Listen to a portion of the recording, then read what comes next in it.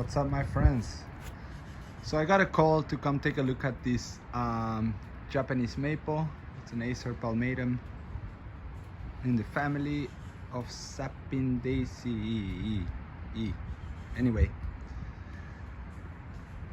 they said the tree has been declining for the past 4 or 5 years, and as you can see, there's a very thin canopy, and they asked me what could be going on, and I said, well, declining canopy, it's usually has to do with root loss.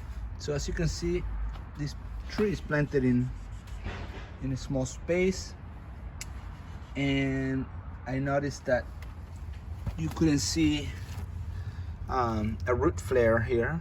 The soil level was up to here, and then I poke a little bit and all this is very soft, and then I started digging. Well, I told them, hey, I would do a root crown excavation and you know, figure out if I can cut some of the girdling roots. There was obvious sites of girdling roots, and as I'm digging and digging it's a mess, and there's a lot of woody roots just circling around this trunk, and some of them were even grafted, as this one is. I just popped it off from here. This is our main buttress root. As you can see, there's a few. I already removed some of them, and you can see those marks there. The tree was trying to grow, that buttress root was trying to grow. It was getting girdled, and anyway, after cutting a bunch, I got to this one, which is big. You can tell, like, the bark, all that really dark stuff down there. That's bark against bark. It's kind of like an inclusion. So anyway, when we have young trees, we always want to plant them a little high in order to see our buttress roots coming from the trunk. Then we can avoid having all these roots circling around. I'm afraid I'm gonna damage this tree. I don't want to damage it. I mean, it's already soft and rotten right there. As you can see, I can just peel the bark away. If you can ever peel bark away from your tree, it's a bad sign. So anyway, I will clean this up. I will continue to dig and cut any roots that are around. The best tool to use for this would be an air spade, but I don't have that infrastructure yet. You need a compression tank, compressed air, and then the air spade. And I'm just doing it by hand with my weeding tool, slowly scraping soil and breaking some of these feeder roots. Anyway, it's just tedious work, but it's the work of love. It's the work of you know, doing right by the tree.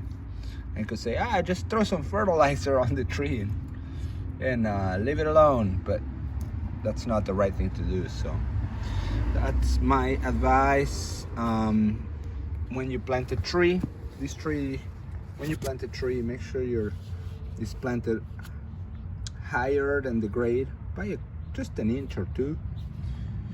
You can always lift the grade, but you can't really lower the grade too much. It looks like the tree was planted above grade, but then you see their soil or mulch was piled up on the root crown, and it caused these girdling roots. So anyway, here I am helping the tree out, helping the clients preserve their tree. They love this tree. So we're also retrofitting the irrigation. We had water shooting straight onto onto the trunk, and that's never a good idea. You want the water to be covering the as much surface area under the tree, and never shooting at the tree. Nobody likes to get shot at, not even if you're a tree and you're being shot by water. So anyway, figure I share this little moment I'm having with the tree. And it does seem a little brutal that I'm cutting roots right by the trunk, but what's the alternative, right? You have to get this out and hope, and then I will do a water jet treatment to aerate the soil, add some compost, some good old arborist chips, and hope that it helps. Results will not be immediate, so I'm just hoping that, you know, in a couple of years this tree can bounce back and get a full crown again. As you can see, you can see the sky index. It's well, right from here, the very bottom of the first branch, it looks kind of thick, but if you step out again and look, it's pretty thin up there. So anyway, wish me luck. I hope you liked the video.